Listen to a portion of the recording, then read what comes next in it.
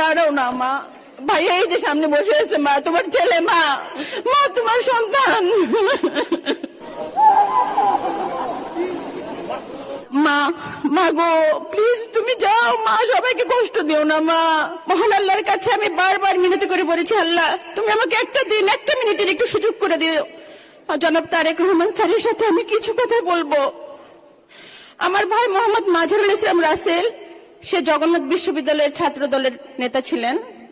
2013 সালে 4 ডিসেম্বর বসুন্ধরা আবাসিক এলাকা থেকে সুমন ভাইয়ের সাথে গুম হয়ে যায়। সে শুধু তার নেতাকে বাঁচাতে চেয়েছিল। ওকে যখন মেটাল রড দিয়ে পিটাতে পিটাতে মাটিতে ফেলে দিচ্ছিল, বলতেছিল সুমন কোনটা বল, সুমন কোনটা বল। ও মার খেয়ে পড়ে মাটিতে লুটে পড়ে বলে নাই এই যে সুমন। ঠিক তেমনই ভাবে 13টা বছর ধরে আমার বাড়ি হচ্ছে সেই পরে নকলা উপজেলাতে। আমাদেরকে ঠিক এমন ভাবে অত্যাচার অবিচার করা হয়েছে। বিএনপি কেন করেছ তোরা? আমরা বিএনপি ছাড়ি নাই, আমরা ছেড়ে যাই নাই। আমার 2 ভাই 1 বোন। আমার শুধু একটা কথাই কানে বাজে, আমি যখন ছোট ছিলাম আমার ভাইয়ের সাথে আমার এতটা খুনসুটির একটা সম্পর্ক ছিল। আমি রাগ করলেও বলতো বাবার চোখের মনি নয়, সোনার খনি নয়, ভাইয়ের আদরের ছোট বোন। স্বাধীন বাংলাদেশে আমরা নিঃশ্বাস ফেলতেছি। আমি শুধু সেই দিনটার অপেক্ষায় আছি। এই ফ্যাসিজমবাদ বিদায় হয়েছে, হয়তোবা তারা আমাদের সাথে বাংলাদেশে স্বস্তির নিঃশ্বাস ফেলতে পারত। কত স্বপ্ন ছিল তাদের, হাজারো জনতার উচ্ছ্বাসে তারা একাত্মতা প্রকাশ করত।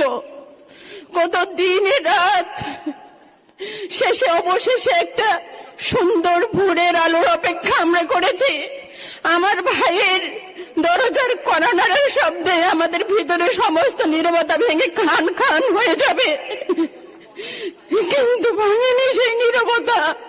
আমার ভাইয়ের, আমার মায়ের, আমার বাবার অসংখ্য প্রশ্নের উত্তর আজ অজানা। কে দিবে সমাধান? আমার ভাই 2013 সালের 4 ডিসেম্বর থেকে আমি ওকে খুঁজে খুঁজে রাস্তায়, বিভিন্ন প্রেস কনফারেন্সে, আমরা রাস্তা ছাড়ি নাই। আমাদের তুলিয়াপা, আমার আন্টি হাজারা খাতুন ফেসপা সামনে বসে আছে। আমার মা এসেছে শেরপুর থেকে, তার 2 চোখে অন্ধ হয়ে গিয়েছিল। একটা চোখ অপারেশন করে ঠিক হয়েছে, আর একটা চোখ ঠিক হবে না কখনোই। আমার মাকে আমি বলেছি আম্মা তুমি আইসো না কষ্ট করে। বলে মা তুমি কি বলো? আমি আমার আরেক ছেলে তারেক রহমানকে একটু দেখতাম, তুমি আমার না করো না মা। আমি তাকে না করতে পারি নাই। আম্মা মা আম্মা দাঁড়াও না মা। ভাই এই যে সামনে বসে আছে, মা তোমার ছেলে, মা মা তোমার সন্তান।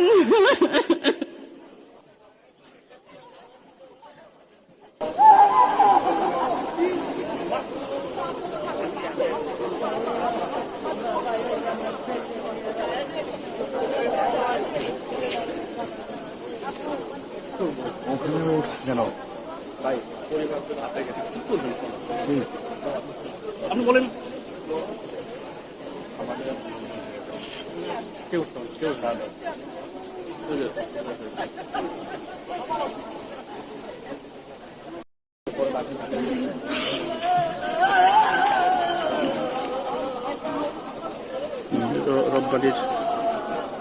রাব্বানির পরিবারের বসার পরে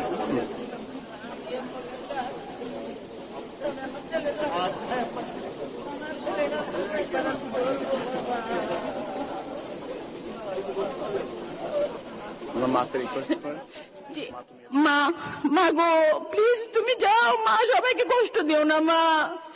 মা প্লিজ, সবাইকে ধন্যবাদ, আমি সরি প্লিজ।